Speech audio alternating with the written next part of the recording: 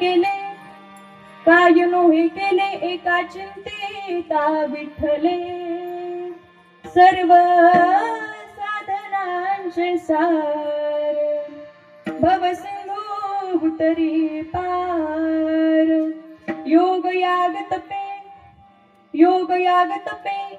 केली तयाने अमुपे सर्व साधनांचे सार भवसिंधू उतरी पार तुका म्हणे जपा मंत्र त्रिअक्षरी सोपा सर्व साधनांचे सार भवसिंधू उतरी पार वक्रतुंड महाकाय सूर्यकोटी समप्रभ निर्विघ्नं कुरु मे देव सर्व कार्येषु सर्वदा गुरुर्ब्रह्मा गुरुर्विष्णु गुरुर्देवो महेश्वरा गुरुर साक्षात् परब्रह्म तस्मै श्री गुरुवे नमः महायोग पीठे तटे भीमारत्यं वरं पुंडरीकाय दातुं समागत तिष्ठं देवानन्दं परब्रह्मलिंगं भजे पांडुरंगं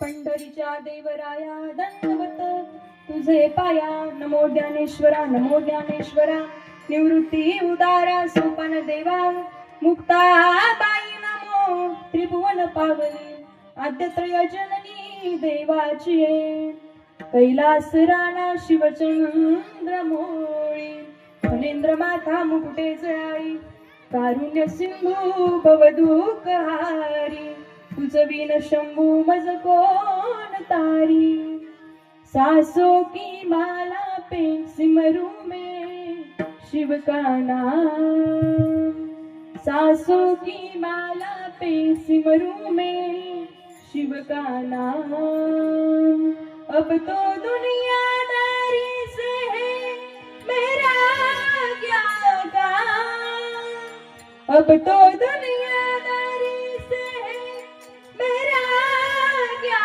काम सासों की माला पे सिमरू में शिव का नाम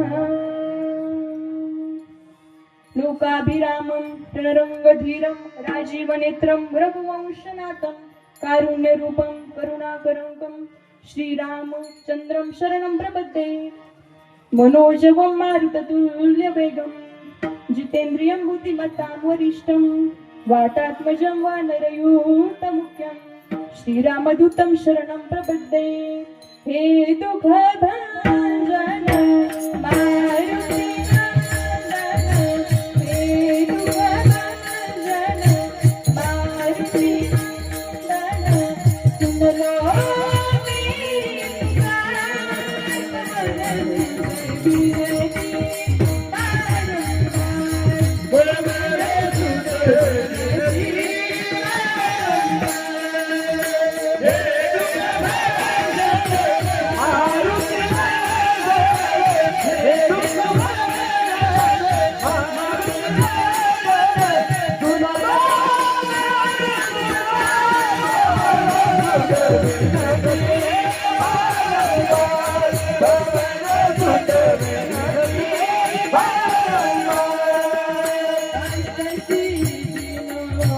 के दाता दुखियों के तुम भाग्य विधाता दुखियों के तुम भाग्य विधाता सिया राम के दर्द सवारे करहूँ मेरा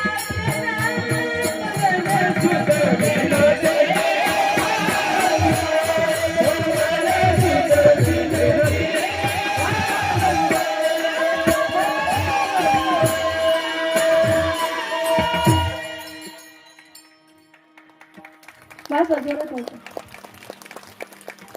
जेने धर्म जितविला हाची बळी तो संभाजी जाण नवाळी का अवतरला जयाची कुळी तया छत्रपतीची आचरण कमळे साष्टांग नमन करीत असो ज्या ज्या ठिकाणी मन जाय माझे त्या त्या ठिकाणी निज रूप तुझे मी ठेवितो मस्तक ज्या ठिकाणी तेथे सद्गुरु राया तुमचे पाय दोन्ही जयांचे केलिया स्मरण होय सकळ विद्यांचे अधिकरण तेची बंधू श्री चरण श्री गुरूंचे ते नमस्कारोनी आता श्री संतांची या माथा चरणावरी श्री संतांची या माथा चरणावरी श्री संतांची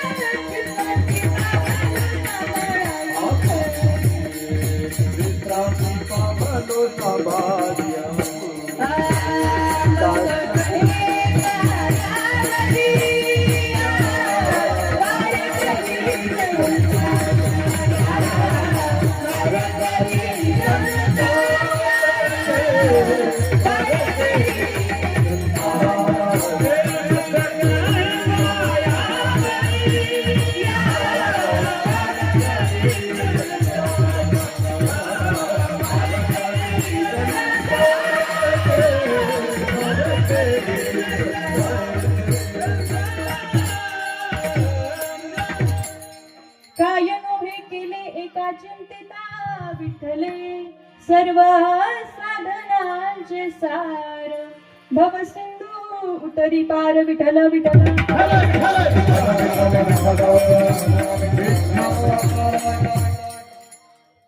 प्रस्तुत प्राप्त प्रसंगी कीर्तनरूपी सेवे करता निवडलेला अभंग महान भगवत भक्त वैराग्याची महान मूर्ती वैराग्याचं ज्वलंत प्रतीक असणारे नवे नवे ज्यांनी पाचवा वेद निर्माण केला असे पंचम वेद निर्माते महाराष्ट्राचे भूषण विश्ववंदनीय जगद्गुरु श्रीमंत श्री संत तुकाराम महाराज यांचा फार नाही पण 4 चरणाचा अभंग आणि या अभंगामध्ये जगद्गुरु तुकोबराय महाराजांनी आपल्याला या ठिकाणी भगवंताचं नामस्मरण करा असा आग्रह या ठिकाणी या अभंगामध्ये तुकोबरायांनी आपल्याला केलेला आहे विठ्ठल विठ्ठल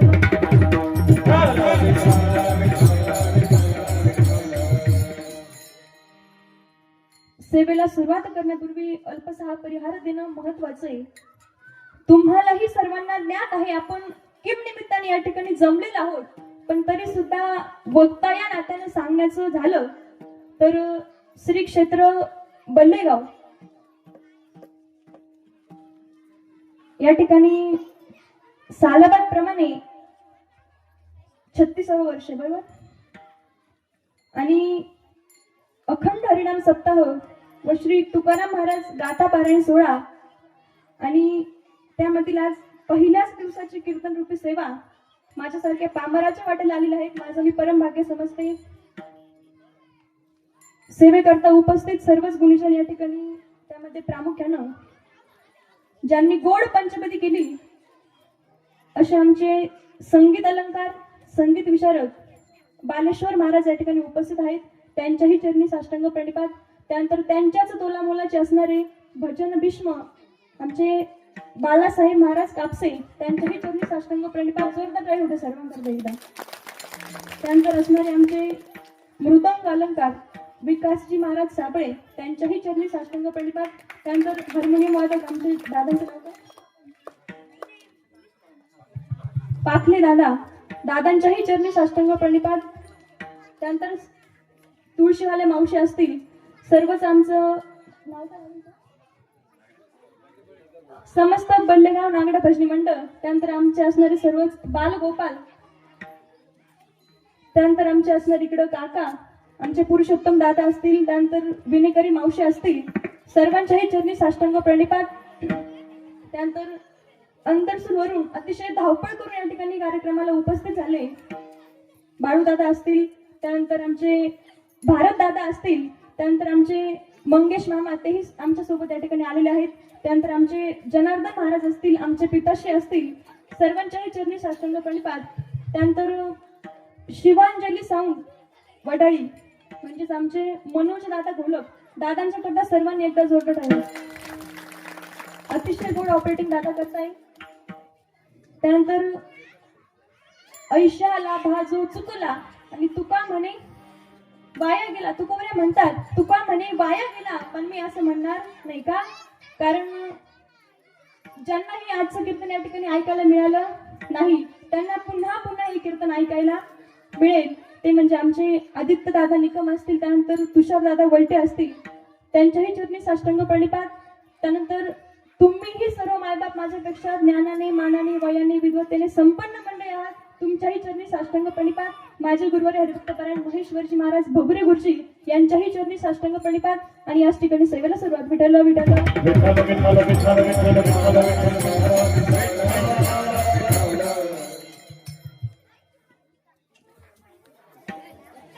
मुलांना शांत बसा, आपण फक्त 1 तास कीर्तन करणार आहोत.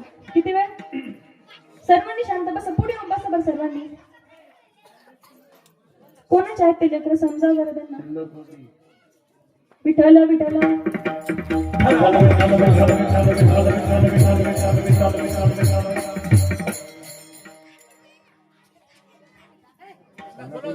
बसा, पुढे येऊन बसा बरं. एका चिंतिता विठ्ठले सर्व साधनांचे सार, भवसिंधू तरी पार. आजचा अभंग जगद्गुरु तुकोबरे महाराजांचा अभंग या ठिकाणी मी सेवेकरता निवडलेला आहे. अभंगामध्ये तुकोबरे महाराज या ठिकाणी नामाचं वर्णन करताय. तुकोबरे या ठिकाणी सगळ्यांच्या चरणी साष्टांग प्रणिपात करून सांगताय की बाबांना तुम्ही भगवंताचं नामस्मरण करा. आजचा जो अभंग मी सेवेकरता निवडलेला आहे त्या अभंगामध्ये तुकोबरे महाराज या ठिकाणी आपल्याला आग्रह करतायत की तुम्ही भगवंताचं नामस्मरण करा. इतर भरपूर अभंग आहे, त्या अभंगामध्ये सर्वच संत महात्म्यांनी आपल्याला विनवणी केलेली आहे, प्रार्थना केलेली आहे की तुम्ही भगवंताचं नामस्मरण करा. आणि आजच्या अभंगामध्ये जगद्गुरु तुकोबरे महाराजांनी आपल्याला आग्रह केलेला आहे की हे बाबांनो तुम्ही भगवंताचं नामस्मरण करा. जसं की आता तुम्ही जर सर्वजण या ठिकाणी शेतकरीच आहात, तुम्हाला जर कोणी प्रश्न विचारला की शेतीमध्ये पाणी किती महत्वाचं आहे असं जर तुम्हाला कोणी विचारलं तर तुम्ही म्हणाल की पाण्यापेक्षा महत्वाचं दुसरं शेतीसाठी काहीच नाही. मग तसंच आपल्या जीवनामध्ये सुद्धा भगवंताचं नामस्मरण हे खूप महत्वाचं आहे, त्याला अनन्य साधारण महत्व आहे. तुकोबरे महाराज वर्णन करतात की तुम्ही भगवंताचं नामस्मरण जर केलं तर सर्व काही केल्यासारखं होतं. पण काही साधकांना प्रश्न पडला असेल, ते म्हणले असतील की भगवंताचं नामस्मरण केल्यानंतर सगळं काही केल्यासारखं कसं काय होतं, त्याचं चिंतन आपण पुढे मांडणार आहोत. म्हणून काय नोहे केले एका चिंतिता विठ्ठले. म्हणून भगवंताचं नामस्मरण त्याला या कलियुगामध्ये अनन्य साधारण महत्व आहे.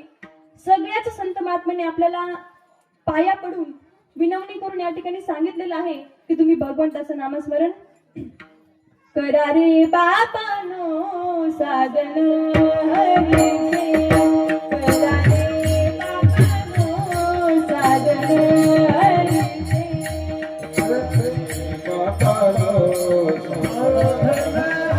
हरीचे, करा रे बापानो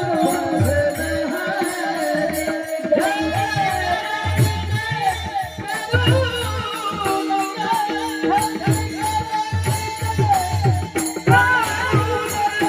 हरीचे. हरि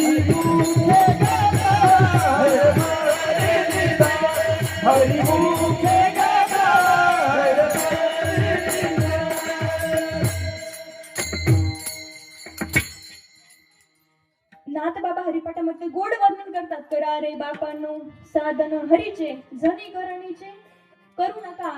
तुम्हाला जर बोलायचंच असेल तर काय बोला, हरी बोला नाही तरी अबोला.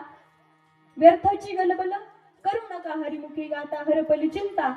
आणि त्यांनाही मागुता जन्म घेणे अतिशय गोड वर्णन हरिपाठामध्ये आलेलं आहे. सगळेच संत महात्मे या ठिकाणी आपल्याला आग्रह करतात की तुम्ही भगवंताचं नामस्मरण करा. विठ्ठल विठ्ठल विठ्ठल विठ्ठल विठ्ठल विठ्ठल विठ्ठल विठ्ठल.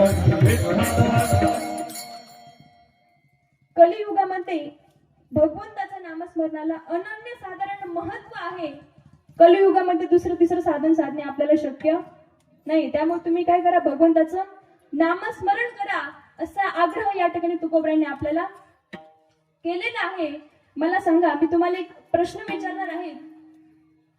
सध्या आपण सर्वजण एका गोष्टीच्या मागे पळतोय, एका गोष्टीचा आपण शोध घेतोय. ती गोष्ट म्हणजे कोणती?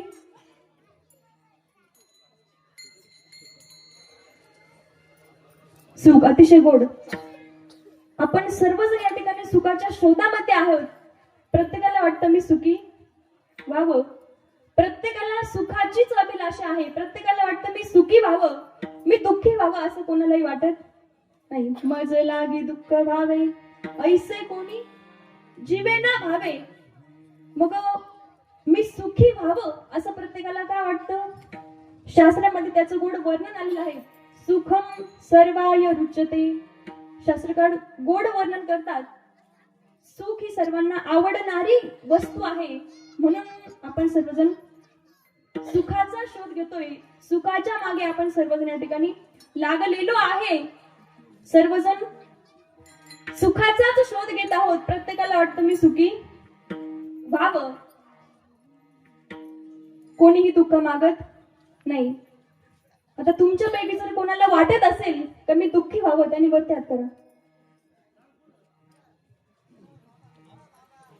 मी दुःखी व्हावं असं कोणालाही वाटत नाही. प्रत्येकाला काय वाटतं? मी सुखी व्हावं, मी दुःखी व्हावं असं कोणालाही वाटत नाही. पण पुराणातील दोन उदाहरणं आहे, ते दोन्ही उदाहरणं मी तुम्हाला पटवून देते. त्याच्या आधी तुम्ही भजन करा. विठ्ठल विठ्ठल विठ्ठल विठ्ठल विठ्ठल विठ्ठल विठ्ठल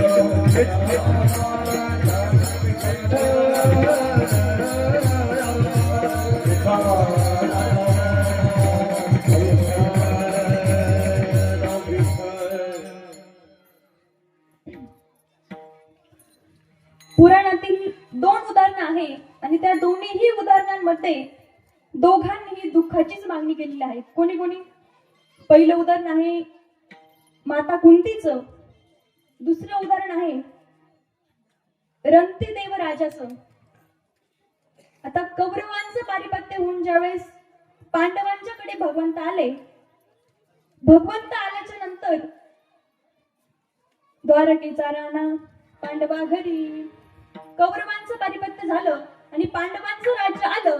पांडवांचं राज्य आल्याच्या नंतर श्रीकृष्ण परमात्मा द्वारकेला जायला निघाले आणि द्वारकेला जात असताना ते सर्वांकडे जाऊ लागले आणि सगळ्यांना विचारू लागले, मी आता द्वारकेला चाललोय, कुणाला काही मागायचं असेल तर मागून घ्या. मग आता असं म्हटल्याच्या नंतर भगवंत परमात्मा पाचही पांडवांकडे गेले. त्यांना विचारलं, तुमची काही मागणी असेल तर मागा. पांडवांनी मागितल्याच्या नंतर भगवंत माता कुंतीकडे गेले.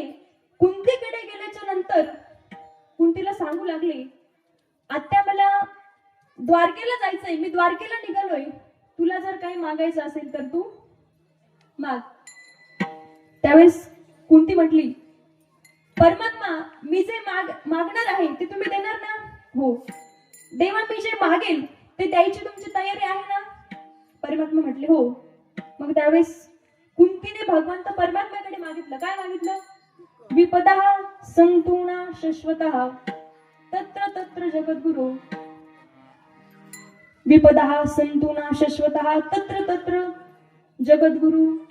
कुंतीने त्यावेळेस भगवंताकडे मागितलं की भगवंता मी ज्या ज्या ठिकाणी असेल, मी एकटी नाही, माझी मुलं, माझ्या सुना ज्या ज्या ठिकाणी असतील त्या त्या ठिकाणी तुम्ही दुःख पाठवा. काय पाठवा?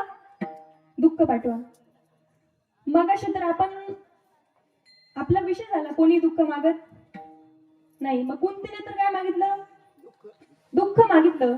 पण ऐका, कुंतीने सांगितलं, भगवंता मी ज्या ज्या ठिकाणी असेल, माझी मुलं माझ्या सुना ज्या ज्या ठिकाणी असतील त्या ठिकाणी तुम्ही दुःखाचं दुःख पाठवा. त्यावेळेस परमात्मा म्हणू लागले, आता तुझा जन्म झाल्याच्या पासून तर आतापर्यंत तुझ्या जीवनामध्ये दुःखाचं दुःख आहे आणि अजूनपर्यंत सुद्धा तू दुःखच मागते. त्यावेळेस कुंतीने दिलेलं उत्तर अतिशय गोड आहे. कुंती सांगते की भगवंता तू जर मला वारंवार दुःख दिलं तर भक्ताचं संकट करण्याकरता कोण येतं? संकट निवारण्याकरता परमात्मा येत असतो. आणि म्हणून तू जर मला वारंवार दुःख दिलं तर तू माझं दुःख सोडवण्याकरता वारंवार येशील आणि तुझी मला वारंवार भेट होईल. म्हणून मी दुःख मागितलं. म्हणजे ऐका, भक्तावरती जर संकट आलं तर त्या संकटाचं निवारण करण्याकरता कोण येतो? परमात्मा येत असतो. निर्वाणी गोविंद असे मागे पुढे, निर्वाणी गोविंद असे मागे पुढे, काहीच सांगाडे पडोने, काहीच सांगाडे पडोने, विषय तो त्यांचा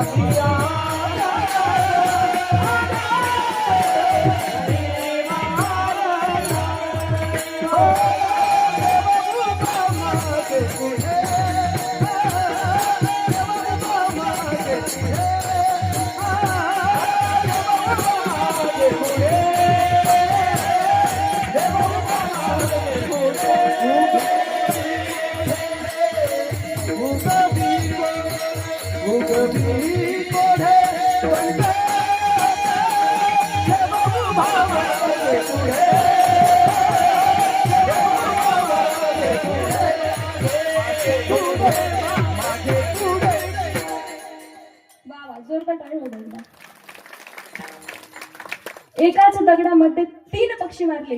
ऐका, निर्वाणी गोविंद असे मागे पुढे, काहीच साकडे पडोनी दी, मागे पुढे उभा राहे सांभाळीत, आली या आघात निवारया, देव उभा मागे पुढे उगवी कोडे संकट.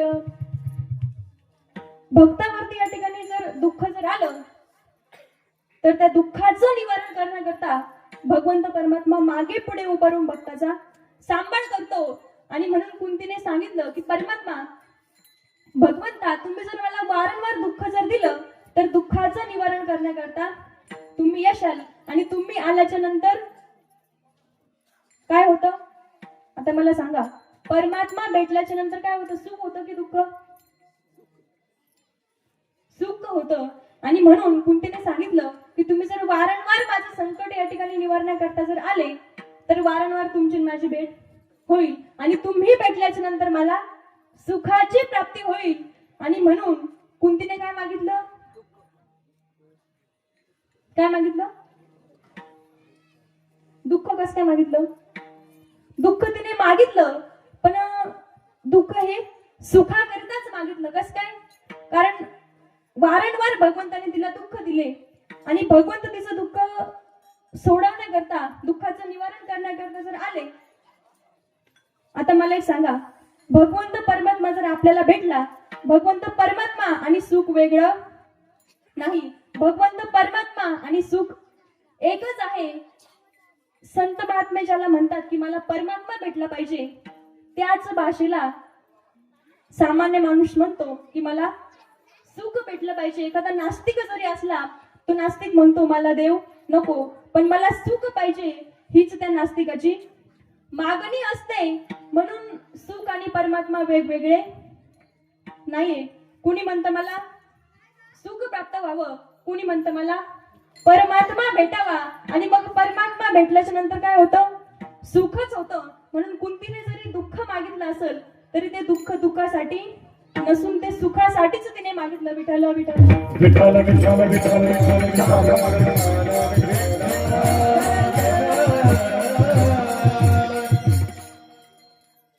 दुःख कोणीही मागत नाही. कुंतीने जरी दुःख मागितलं तरी ते दुःख तिने सुखाकरिताच मागितलं, दुसरं उदाहरण आहे राजा रंतीदेवाचं. रंतीदेव राजा हे संत होते.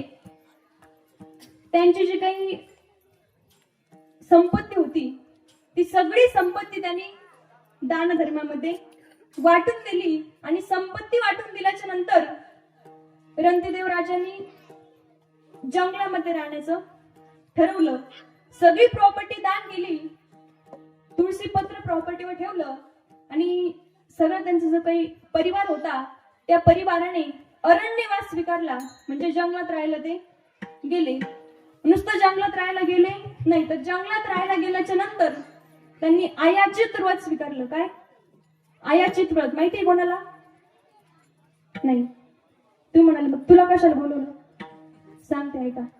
आयाचित व्रत म्हणजे चातुर्मासामध्ये जे केलं जातं ना, आयाचित व्रत म्हणजे ऐका, न मागता लोकांनी जे काही खायला आणून दिलं त्याच्यावरतीच आपली उपजीविका करायची. उगाच कोणाकडे काही मागायचं नाही. चातुर्मासामध्ये बरेच लोक आयाचित व्रत करतात, पण ते सांगतात की माझं आज आयाचित व्रत आहे, मला काहीतरी खायला आणून द्या. आता त्याला आयाचित व्रत म्हणायचं का? नाही, तो आपला विषय नाही.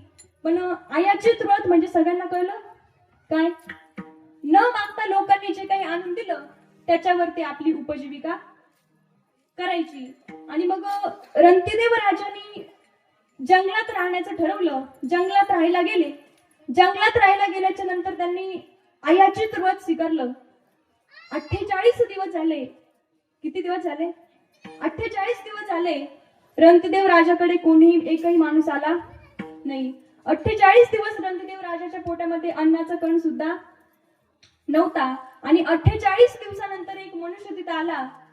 तो अतिथी धर्माला जागणारा होता. त्याला कळालं की रंतीदेव राजाचं आयाचित व्रत आहे. त्याचं तिथं जवळच घर होतं. तो घरी गेला. घरून त्याने पाणी आणि काही तळलेले पदार्थ रंतीदेवाला आणून दिले. रंतीदेवाचं सर्व जे काही कुटुंब आहे त्या कुटुंबाने त्यांची मुलं, सुना, पत्नी सर्वांनी ते वाटून घेतलं. आणि वाटून घेतल्याच्या नंतर खायला सुरुवात करायची. तर तेवढ्यात भगवान ब्रह्म, भगवान विष्णू आणि भगवान महेश यांनी वेगवेगळी रूप धारण केली आणि वेगळ्या रूप देऊन तिथं ते प्रगट झाले. ब्रह्मदेव तिथं प्रगट झाले. ब्रह्मदेव म्हणू लागले, मला जर तुम्ही अन्न दिलं नाही तर तुमचा आजच मृत्यू होईल. आणि म्हणून रंतीदेव राजांनी त्यांच्याकडे जे काही अन्न होतं ते सगळं अन्न ब्रह्मदेवाला देऊन टाकलं.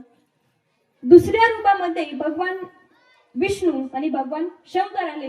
त्यांनी सुद्धा त्या अन्नाची मागणी केली. आता रंतीदेवाचं राजाचे जे काही मुलं, सुना होते त्यांच्याकडे असणारं अन्न त्यांनी देऊन टाकलं. आणि ते देऊन टाकल्याच्या नंतर भगवान ब्रह्म, भगवान विष्णू आणि भगवान शंकर यांनी यांची मूळ रूप धारण केली आणि रंतीदेव राजासमोर येऊन ते उभे राहिले. रंतीदेव राजाला म्हणू लागले, राजा आम्ही तुझ्यावरती प्रसन्न आहोत. तुला काय मागायचं असेल तर माग. मग त्यावेळेस भगवान ब्रह्म, भगवान विष्णू, भगवान महेश म्हणू लागले, तुझी जी काही प्रॉपर्टी होती ती प्रॉपर्टी तू दान केली. हा काय झाला? त्याग झाला. नवे नवे तू अरण्यवास स्वीकारला. हा काय झाला? त्याग झाला. तू आयाचित व्रत स्वीकारलं, एकट्याने नाही कुटुंबासहित. हा तुझा त्याग झाला. आणि 48 दिवसांपासून तुला खायला काही मिळालेलं नव्हतं. 48 दिवसांच्या नंतर तुला काहीतरी खायला मिळालं आणि ते सुद्धा तू आम्हाला देऊन टाकलं. हा काय झाला? त्याग झाला. आणि तुझ्या त्यागाने आम्ही प्रसन्न आहोत आम्ही तुझ्यावरती प्रसन्न आहोत असा त्याग करणारा मनुष्य आम्हाला भेटणं या ठिकाणी शक्य नाहीये. म्हणून तुला काही मागायचं असेल तर मागून घे. त्यावेळेस रणतिदेव राजाने मागितलं, न कामये अहम गतीम ईश्वरात पराम. त्यावेळेस रणतिदेव राजा म्हणू लागले की देवा, सगळ्या जगातील जे काही प्राणी आहे त्या सगळ्या प्राण्यांच्या वाटेला आलेलं जे काही दुःख आहे ते दुःख तुम्ही माझ्या एकट्याच्या वाटेला द्या. त्यावेळेस ब्रह्मदेव म्हणू लागले, असं का? त्यावेळेस रणतिदेव राजा म्हणले की मी कोण आहे? संत आहे. रणतिदेव राजा हे संत होते आणि संतांची भावना काय असते? जग जर सुखी असेल तर संत सुखी असतात, जग दुःखी असेल तर संत तळमळतात, जग दुःखी असेल तर संत सुद्धा दुःखी असतात. आणि म्हणून सगळं जग जर सुखी झालं तर संत सुद्धा सुखी होतात. म्हणून रणतिदेव राजाने मागितलं की सगळ्या पृथ्वीवर जेवढे काही प्राणी आहे सगळ्यांच्या वाटेला येणारे जे काही दुःख आहे ते दुःख तुम्ही माझ्या वाटेला द्या, जेणेकरून ते सुखी होतील, मी दुःखी होईल. पण लोक जर सुखी झाले तर संत सुद्धा सुखीच होतात. म्हणून रणतिदेव राजाने काय मागितलं? सुख मागितलं. कुंतीचं घ्या, कुंतीने सुद्धा सुख मागितलं. रणतिदेव राजाने सुद्धा सुख मागितलं. दुःख कोणीही मागत नाही. मग प्रत्येक जण सुखच का मागतात, कुणीही दुःख का मागत नाही? तर शास्त्रकारांनी वर्णन केलेलं आहे, सुख हे स्वरूपगत आहे आणि दुःख हे आगंतुक आलेलं आहे. मी तुम्हाला बोलून गेले, परमात्मा आणि सुख वेगळं नाही. परमात्मा आणि सुख एकच आहे. आणि परमात्म्याचं स्वरूप कसं आहे? सुख रूप ऐसा तुझ्या कोणी सांगा, सुख रूप ऐसा तुझ्या कोणी सांगा.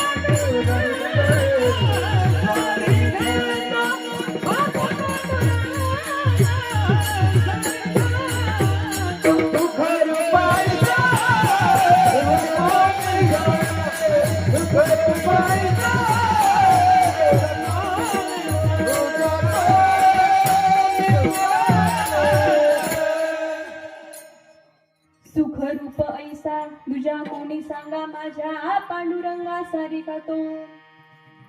परमात्म्याचं स्वरूप कसं आहे?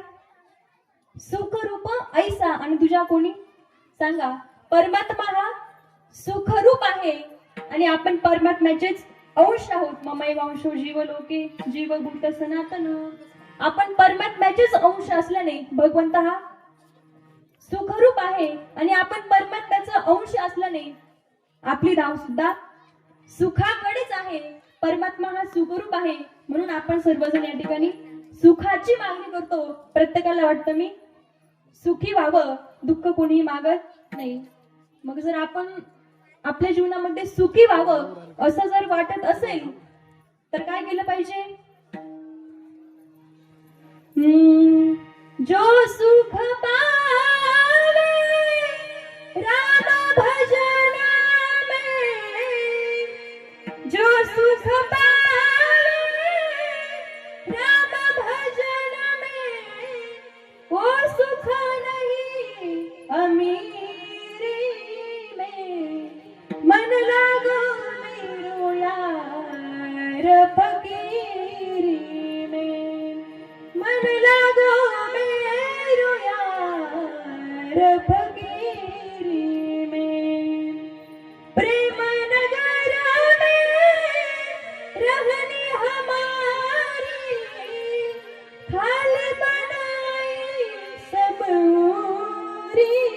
में मन लागो मेरो यार फकीरी में. आपल्या जीवनात आपण जर सुखी व्हावं असं जर वाटत असेल तर आपुला तो एक आणि देव करून घ्यावा. येणे विना जीव सुख नोहे. येणे विना जीव सुख नोहे.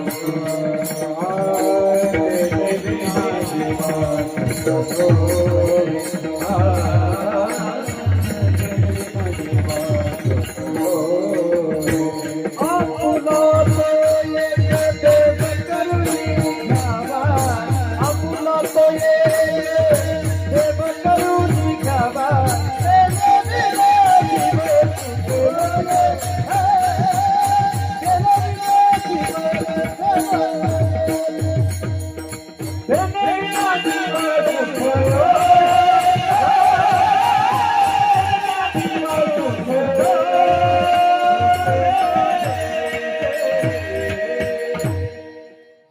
आपुला तो एक देव करून घ्यावा आणि ते नाही विना जीवा सुख नये. आपल्याला जर आपल्या जीवनात आपण सुखी व्हावं असं जर वाटत असेल तर आपुला तो एक. किती? आपुला तो एक. आपुला तो 7-8 नाही, आपुला तो एक. एकच देव आपला करून घ्यायचा. नाही तर काही काहींना सवय असते वार बदलला की त्यांचा देव बदलतो. सोमवार आला लगी मेरी पैर संग लगी ओ मेरे शंकरा. लगी मेरी पैर संग लगी ओ मेरे शंकरा. सोमवार हा दिवस शंभूरायाचा प्रदोष. सोमवार गेला उगवला मंगळवार.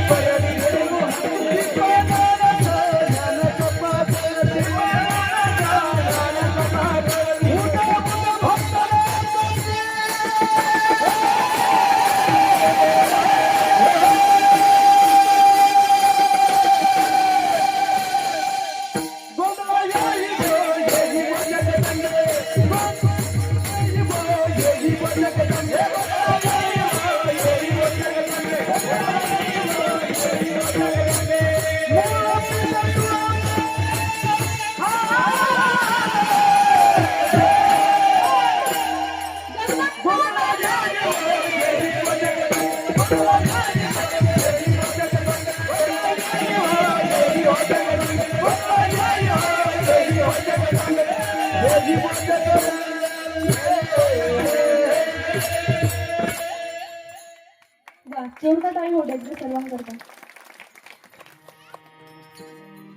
मंगळवार केला उगवला बुधवार. बोलावा विठ्ठल पहावा विठ्ठल करावा विठ्ठल जीवे भावे. करावा विठ्ठल जीवे भावे. हेने सोसे म्हणा झाले हवे भरी. विठ्ठल हा चित्ती गोड लागे गाता गीती. गेला बुधवार आला गुरुवार. कृपाळू उदार माझा ज्ञानेश्वर. तया नमस्कार वारंवार. किंवा 3 शिरे 6 हात तया माझे दंडवत. गेला गुरुवार आला शुक्रवार. तू विटेवरी सखये बाई हो करी कृपा. तू विटेवरी सखये बाई हो करी कृपा.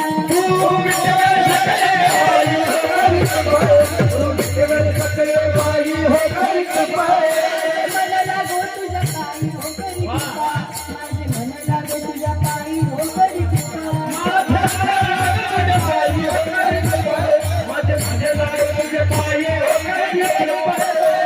सुंदरी बाई हो करी कृपा. सावळी सुंदरी बाई हो करी कृपा.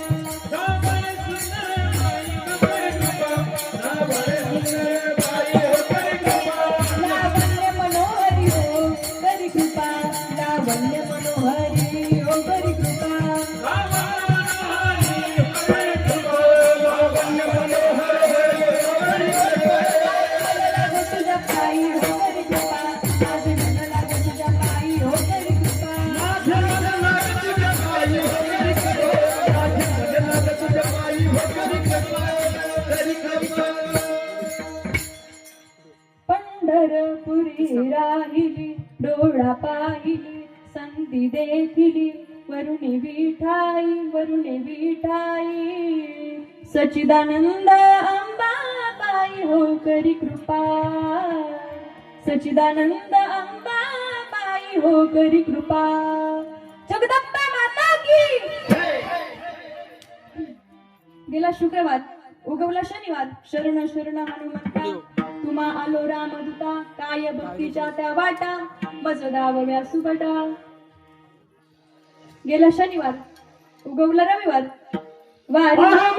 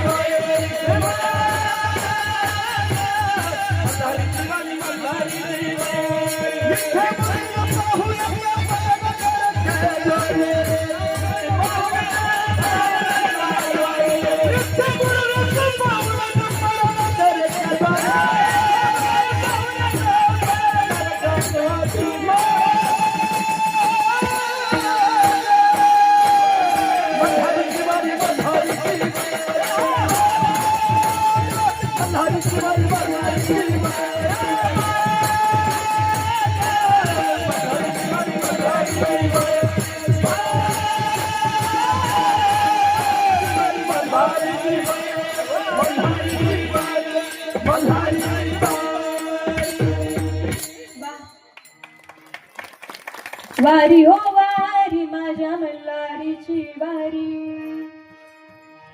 गेला रविवार उगवला सोमवार परत सोमवार हा दिवस शंभूरायाचा प्रदोष पण असं वार बदलला की लगेच वेगळ्या देवाची भक्ती करायचं असं नाही मग काय आपुला तो एकच देव आपला करून घ्यायचा आणि ते नेविना जीवा सुख नव्हे मग जर परमात्मा आपुलासा करायचा असेल जर आपल्याला सुखाची प्राप्ती व्हावं असं जर वाटत असेल तर आपल्याला काहीतरी साधन करावं लागेल मग साधन कोणतं करायचं प्रत्येक युगामध्ये वेगवेगळे साधन सांगितलेले आहे का कारण प्रत्येक युगामध्ये मनुष्याचं आयुष्य कमी कमी कमी होत गेलेलं आहे प्रत्येक युगामध्ये मनुष्याच्या शरीर मन आणि वाणीतील बळ कमी होत गेलेलं आहे म्हणून प्रत्येक युगामध्ये वेगवेगळे साधन सोपं साधन सांगितलेलं आहे ध्यायम कृते कृतयुगामध्ये ध्यान करायला सांगितलेलं आहे काय ध्यायम कृतयुगामध्ये आपल्याला ध्यान करायला सांगितलेलं आहे यजन यज्ञेस त्रेतायुगामध्ये यज्ञ करायला सांगितलेलं आहे काय यज्ञ आता यज्ञ करायचं म्हटलं की त्या यज्ञामध्ये कंटिन्यू तुपाची धार चालू लागते आणि आता तूप घेणं काही सोपं आहे का तुपाचे भाव फार वाढलेले आहे म्हणून यज्ञ आपण करू शकत नाही ध्यायम कृते यजन यज्ञेस त्रेताया यदाप्नोति त्रदाप्नोति द्वापरे अर्चयनम कलोत संकीर्त केशवम द्वापरे अर्चयनम द्वापर युगामध्ये आपल्याला भगवंताची पूजा करायला सांगितलेली आहे आता पूजा कशी करायची ऐका आपण कशी पूजा करतो सकाळी सगळे देव पाण्यातून बुचकळून काढले का दुसऱ्या दिवसापर्यंत आपली देवाची फारकतच असते बरोबर दुसरा दिवस उजडेपर्यंत आपण देवाकडे डोकून सुद्धा पाहत नाही मग त्याला पूजा म्हणायचं का नाही पूजा कशी करायची ऐका आपल्याला झोपायला काय लागते गादी लागते मग आपल्याला झोपायला जर गादी लागते तर परमात्म्याला झोपायला सुद्धा गादी लागेल याचा विचार आपण केला पाहिजे अहो पंढरीच्या पांडुरंगाला तरी शेज घर आहे पण आपल्या गावातल्या पांडुरंगाला आपल्या घरातल्या पांडुरंगाला शेजघर आहे नाही उन्हाळ्यामध्ये आपण गार पाण्याने आंघोळ करतो हिवाळ्यामध्ये आपण गरम पाण्याने आंघोळ करतो, तासा तासाला गोड गोड पाणी पितो. मग त्या परमात्म्याचा विचार आपण कधी केलाय का? अजिबात नाही. म्हणून द्वापार युगातले लोक जशी पूजा करत होते तशी पूजा आपण करू शकत नाही. द्वापरे अर्चयनम. पुढे कलियुगामध्ये काय सांगितलेलं आहे मग? कलोत संकीर्त केशवम. कलियुगामध्ये भगवंताचं नामस्मरण आपल्याला करायचं. नाम कीर्तन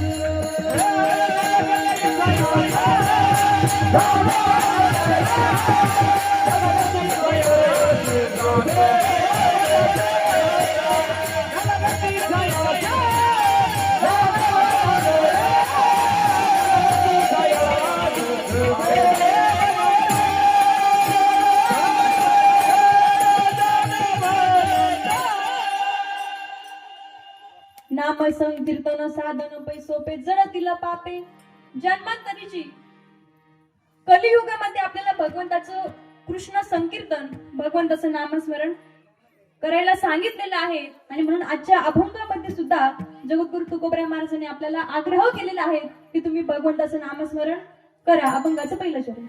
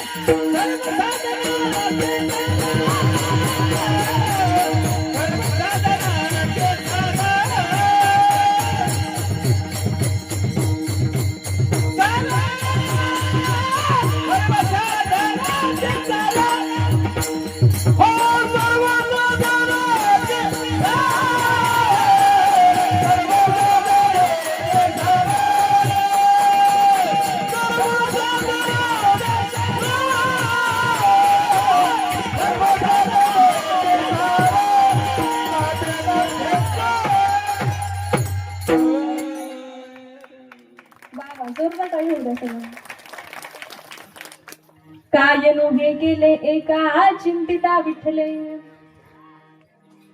तुकोबराय महाराजांनी या अभंगामध्ये आपल्याला आग्रह केलेला आहे की तुम्ही भगवंताचं नामस्मरण करा. सगळ्याच संतांनी आपल्याला या ठिकाणी विनवणी केलेली आहेत. विनवितो सकळ जना कर जोडोनी थोर लहाना दान ये तुले द्या मजदिना म्हणे तुकया बंधू राम म्हणावा राम रामा स्मरा आधी. सगळ्याच संत महात्मांनी या ठिकाणी आपल्याला विनवणी केलेली आहे की तुम्ही भगवंताचं नामस्मरण करा. पण कधी? आधी. राम राम स्मरा आधी. आधी म्हणजे कधी? घरून कीर्तनाला निघण्याच्या आधी, धर्म मंडपामध्ये येण्याच्या आधी, कीर्तनात बसण्याच्या आधी. कीर्तन चालू असतं त्यावेळी सुद्धा नामस्मरण करायचं. त्यानंतर कीर्तन संपलं, जेवण करायच्या आधी, जेवण झालं परत घरी जाण्याच्या आधी, घरी गेले झोपण्याच्या आधी, झोप झाली परत झोपेतून उठण्याच्या आधी, झोपेतून उठले ब्रश करण्याच्या आधी, ब्रश केला तोंड धुण्याच्या आधी, तोंड धुवलं आंघोळ करण्याच्या आधी, आंघोळ झाली नाश्ता करण्याच्या आधी, प्रत्येक काम करण्याच्या आधी तुम्ही काय करायचं? भगवंताचं नामस्मरण करायचं. काय सांगता येईल कोणत्या दिवशी तो भगवंत परमात्मा आपल्याला घेऊन जाईल? किती आयुष्य त्याने आपल्याला दिलेले माहितीये का? नाही. म्हणून अंतकाळच्या वेळेला जर भगवंताचं नामस्मरण आपल्या मुखात जर असेल तर अंतकाळी ज्याच्या नाम आले मुखा तुका म्हणे सुखा पार नाही. म्हणून आपण अखंडपणे सतत या ठिकाणी भगवंताचं नामस्मरण केलं पाहिजे. नाम संकीर्तन साधन पैसोपे. जर आपल्याकडून काही पाप घडलेलं असेल, तुम्ही म्हणाल ताई मी फार काळजी घेतो माझ्याकडून काहीच पाप घडलेलं नाही, पण प्रत्येकाकडून कळत नकळत काहीतरी पाप घडलेलं असतं. म्हणून कळत नकळत जरी आपल्याकडून पाप घडलेलं असेल तरी ते पाप भस्म करण्याची ताकद भगवंताच्या नामस्मरणामध्ये आहे. जण तिला पापे जन्मांतरीची नाम संकीर्तन साधन पैसोपे. ऐसा नामाचा महिमा वेदशीनाला झाली सीमा. हे घेतना विठोबाचे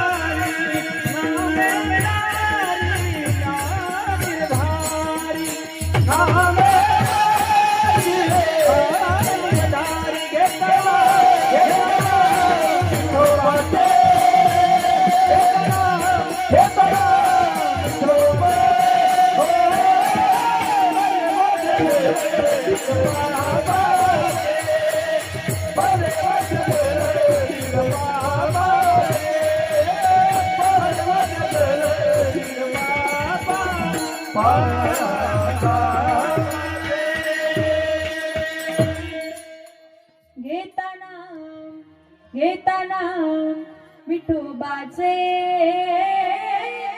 पर्वत जळती पापाचे. कळत नको जर आपल्याकडून पाप घडलेलं असेल तर ते पाप भगवंताचं नामस्मरण घेतल्याने काय होतं? भस्म होऊन जातं. म्हणून तुम्ही काय करा? भगवंताचं नामस्मरण करा. असा उपदेश या ठिकाणी तुकोबराने अभंगाच्या पहिल्या चरणात केलेला आहे. एका चिंतिता विठ्ठले आणि काय नोहे केले. तुकोबराय महाराज म्हणतात की तुम्ही भगवंताचं नामस्मरण केल्याच्या नंतर सगळं काही केल्यासारखं होतं, पण ऐका, चिंतने चिंतने तद्रूपता. आपण ज्याचं चिंतन केलं त्याचं स्वरूप आपल्याला प्राप्त होत असतं. कसं काय? तर त्याच्यासाठी मी एक दृष्टांत सांगत असते, ऐका. रावणाने ज्यावेळेस सीतामाईला पळवलं, कुठं नेलं? अशोक वाटिकेमध्ये नेऊन ठेवलं. आणि तिथली जी काही मुख्य राक्षस होती, तिचं नाव काय होतं? त्रिजटा. त्या त्रिजटीला एक दिवस स्वप्न पडलं. तिच्या स्वप्नामध्ये असं आलं की सीता माता काही सामान्य नाही. सीता मातेचा खूप अधिकार आहे, ती खूप अधिकारिणी आहे, खूप मोठी आहे. आणि तिला जेव्हा सीता मातेचा अधिकार कळला, ती सगळ्या राक्षसींना सांगायची, तुम्ही हिला त्रास देऊ नका. आणि एक दिवस ती त्रिजटा अशोक वाटिकेमध्ये गेली. तिथं सीतामाई रडत होत्या. आणि त्रिजटेने सीतामाईला रडताना बघितलं. त्रिजटा म्हणू लागली, सीता तू का रडते?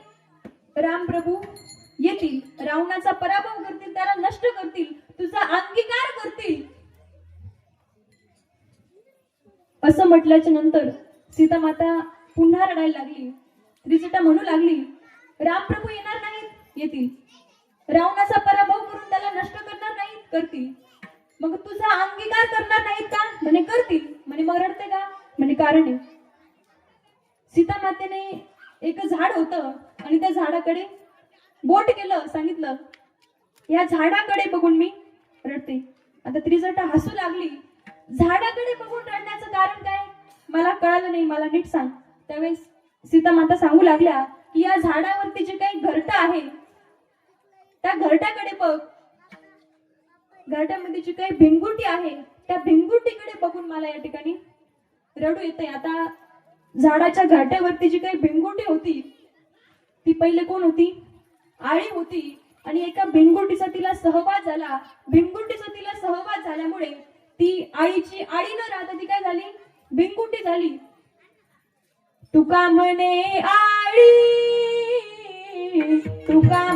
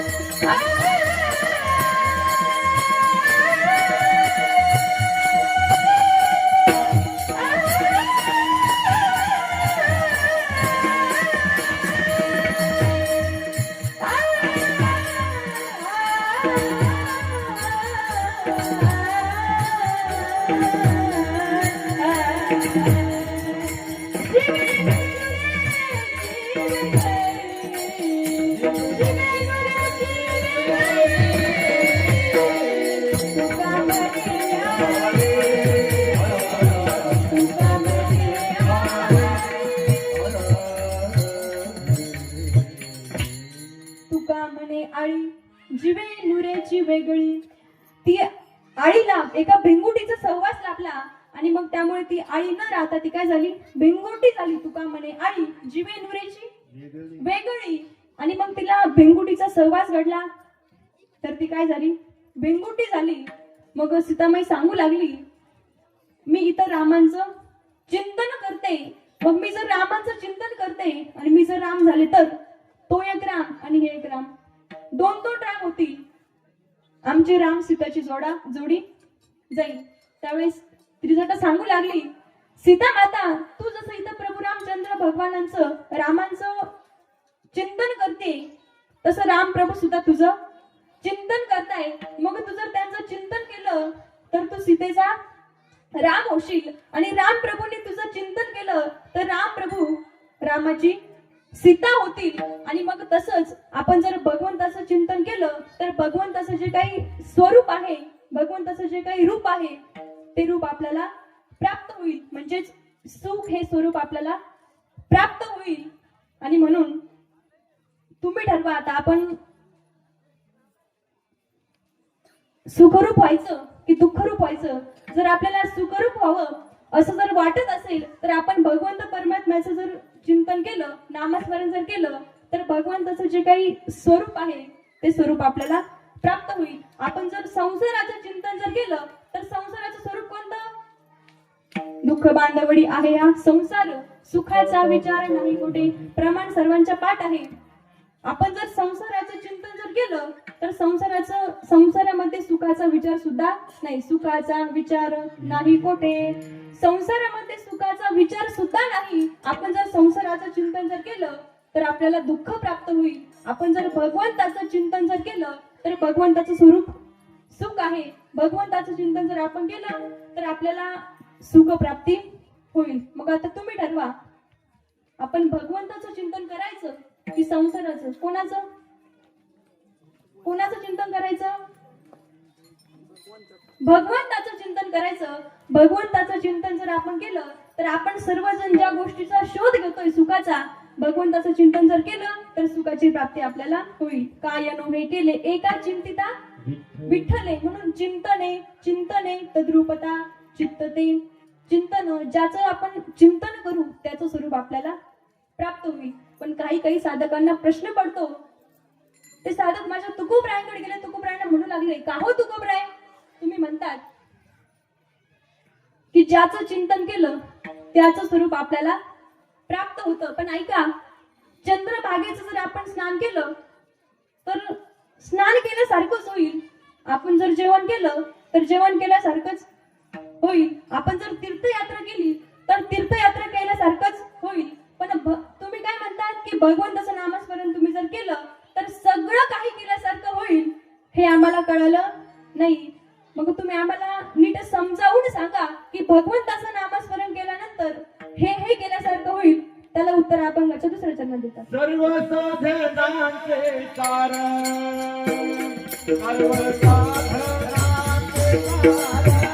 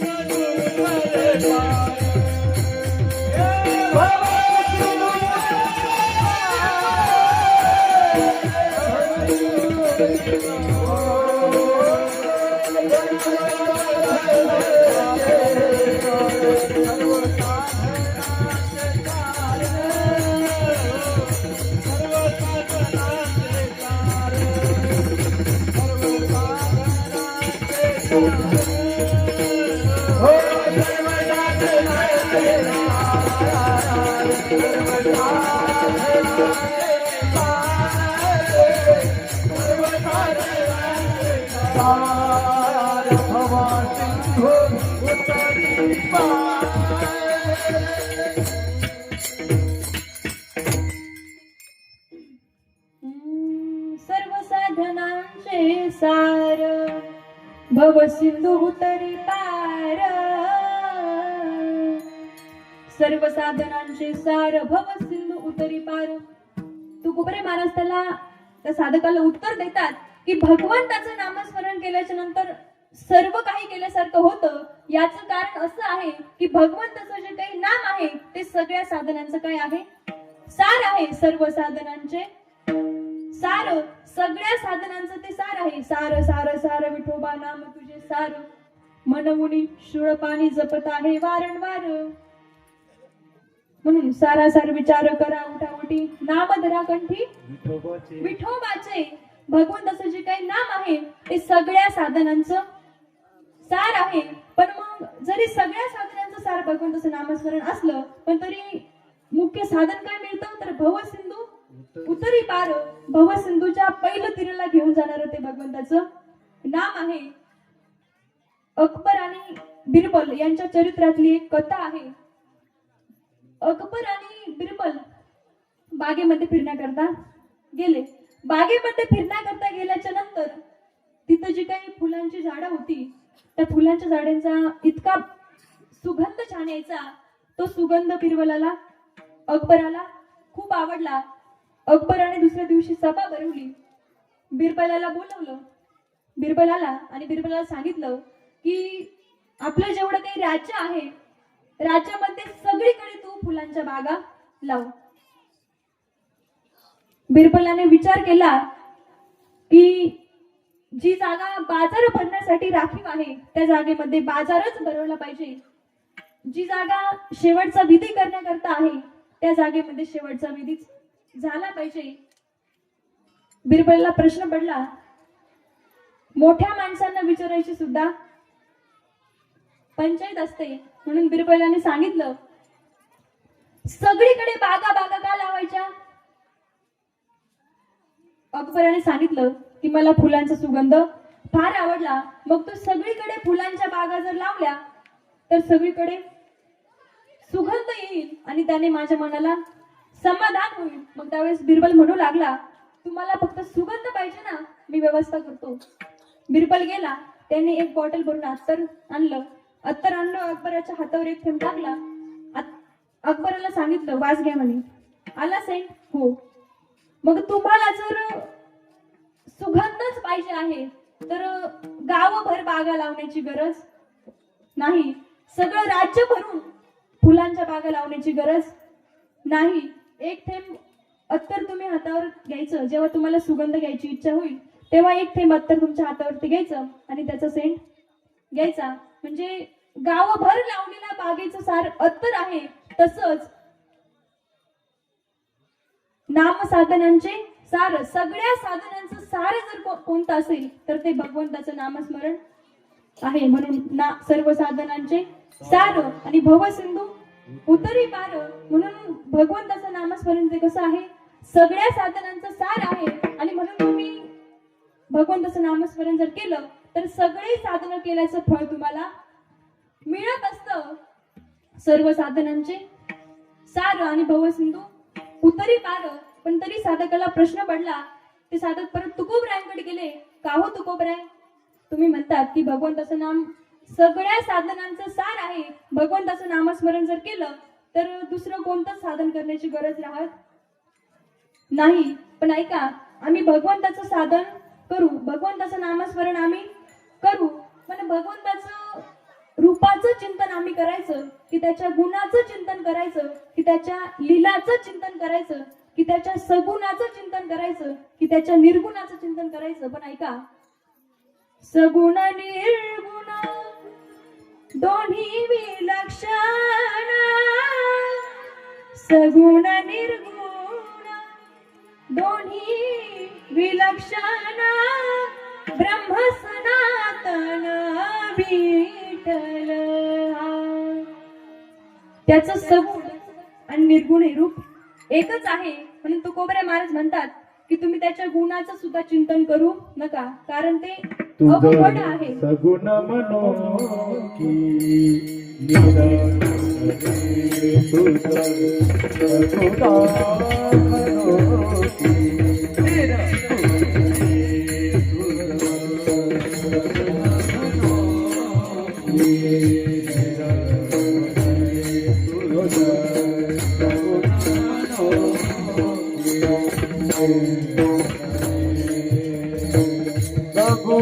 निर्गुण हे सगुण निर्गुण हे तू गोविंद हे गोविंद रे हे तू गोविंद तुझ सगुण मनोगी रे तुझ सगुण मनोगी रे तुझ रे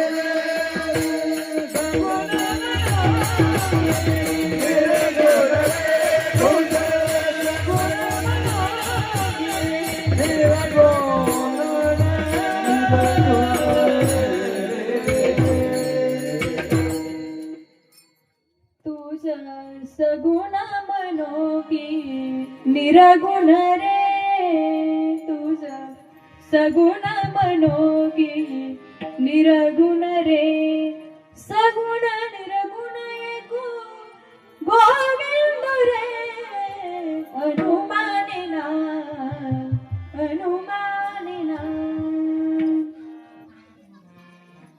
तुकोपर्यंत साधकाला सांगू लागले की भगवंताच्या लीलाचं सुद्धा चिंतन करू नको, भगवंताच्या गुणांचं चिंतन करू नको, भगवंताच्या रूपाचं चिंतन करू नको, भगवंताच्या सगुणाचं निर्गुणाचं चिंतन करू नको. का? कारण ते सगळे चिंतन कसे आहे? अवघड आहे. भगवंताचं फक्त नाम हे साधन कसं आहे? सोपं आहे. आणि म्हणून तू भगवंताचं नाम या साधनाचंच काय कर? चिंतन कर.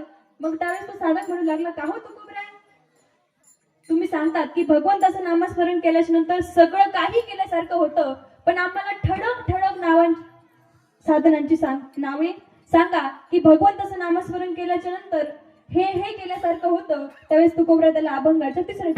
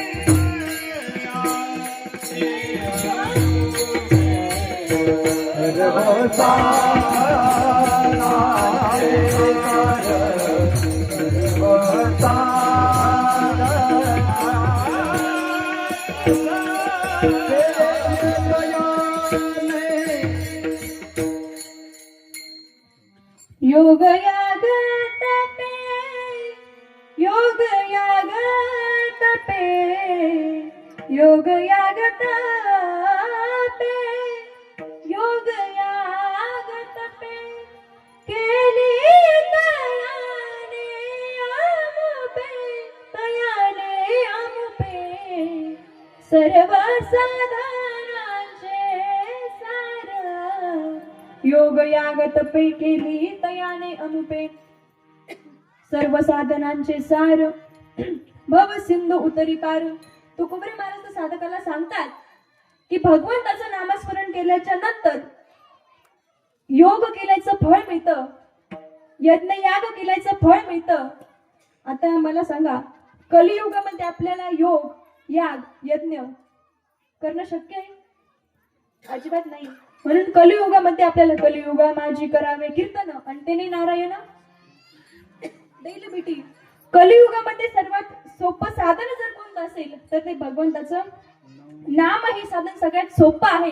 म्हणून तुकोबराय महाराज या ठिकाणी आपल्याला आग्रह करतात की तुम्ही भगवंताचं नामस्मरण करा. भगवंताचं नामस्मरण तुम्ही जर केलं, तुम्हाला योगही करायची गरज नाही, यागही करायची गरज नाही, तपही करायची गरज नाही, यज्ञ सुद्धा करायची गरज नाही. कारण तुम्ही जर भगवंताचं नामस्मरण जर केलं तर सगळ्या साधनांचं फळ नामस्मरणाने मिळत असतं.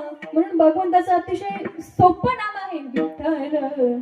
विठ्ठल मंत्र सोपा, विठ्ठल विठ्ठल मंत्र सोपा.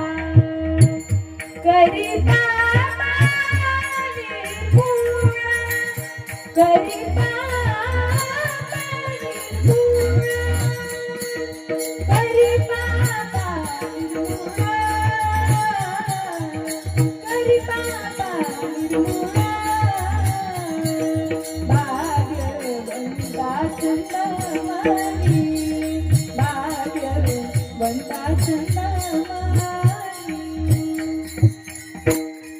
विठ्ठल विठ्ठल मंत्र सोपा, करी बापा निर्मूळ आणि भाग्यवंता छंद म्हणी. म्हणून आपण आपल्या मनाला काय लावलं पाहिजे? छंद लावला पाहिजे. कोणता छंद? माझ्या मनाला गो छंद नित्य गोविंद गोविंद, नित्य गोविंद गोविंद. माझ्या मनाला गो छंद छंद, माझ्या मनाला गो छंद. गोविंद गोविंद गोविंद गोविंद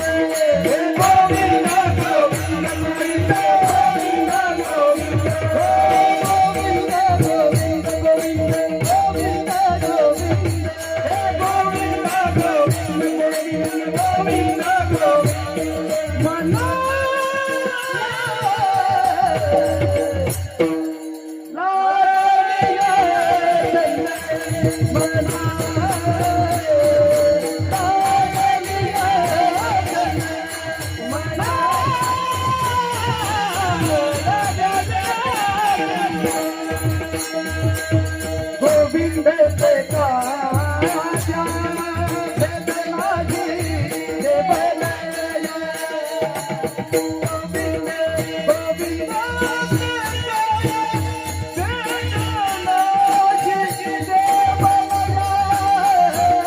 गोविंद गोविंद गोविंद गोविंद गोविंद गोविंद गोविंद.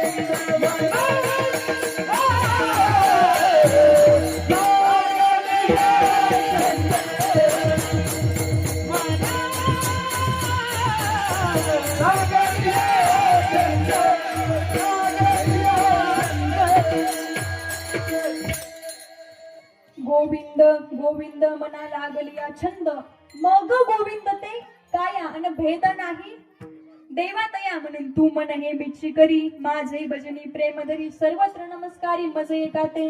आपण आपल्या मनाला भगवंताचं नामस्मरणाचा काय लावला पाहिजे?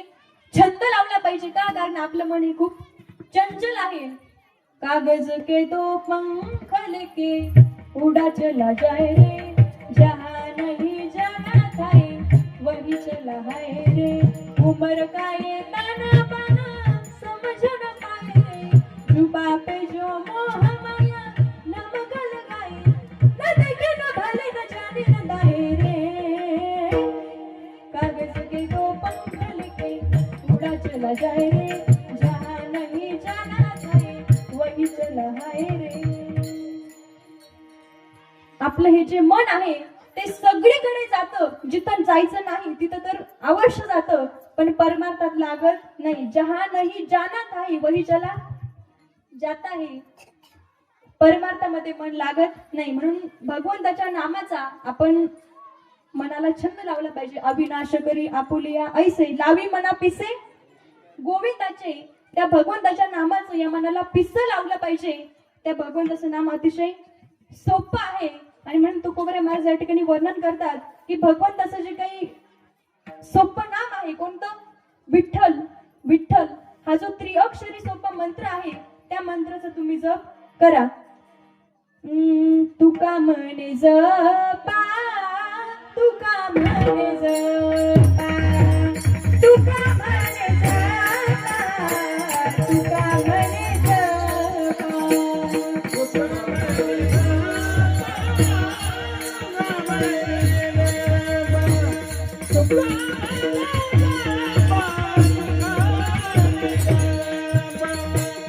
तुका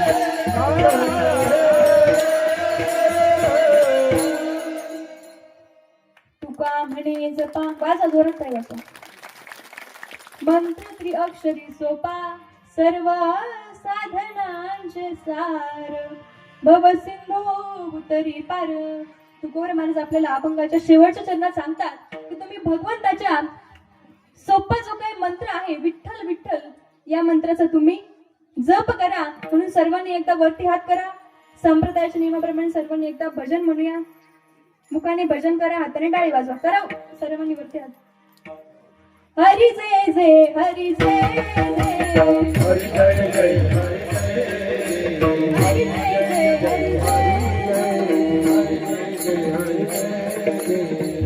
हरी हरी हरी हरी हरी जय जय हरी जय जय हरी जय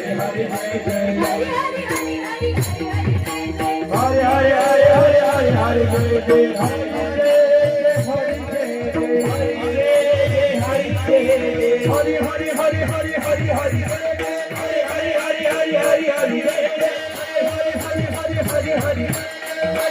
हरी हरी हरी हरी जय जय हरी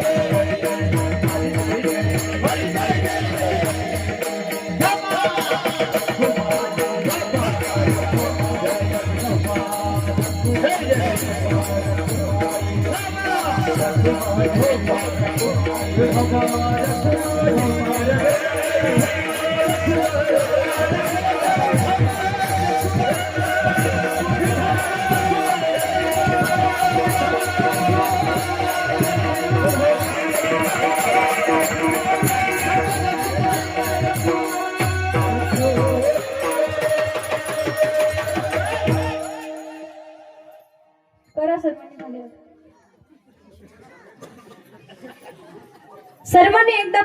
तळावरती हात करा. निवृत्तीनाथ दादांचं आपण भजन म्हणूया. निवृत्ती ज्ञानदेव सोपान मुक्ताबाई.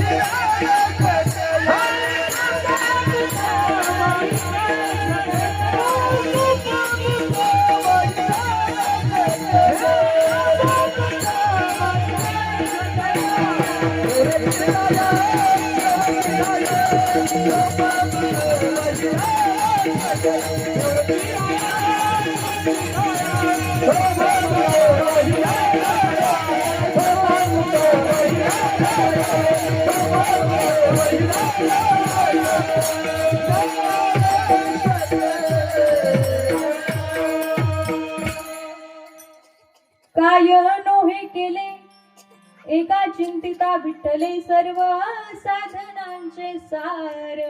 भव सिंधू उतरी पार यथामती यथावकाश.